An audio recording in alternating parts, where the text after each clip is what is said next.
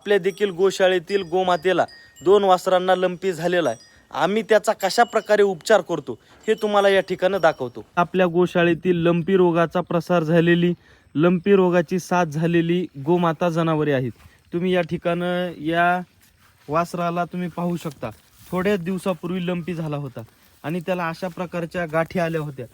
बऱ्या प्रकारे याचा आता लंपी रोगाचा प्रभाव या वासरावरचा कमी झालेला आहे। पण याच्या संपर्कात, कारण ही छोटीशी बैलजोडी आहे, या दोघांचा जास्त संपर्क होता। तर ही चारा चारण्यासाठी बांधायचं असलं तरी दोन्हीही या बैलजोडीला सोबत असल्यामुळं ह्या एकाला अगोदर लंपी झाला होता, पण त्याच्यामुळं लगेच या बैलाला देखील लंपी झालेला आहे।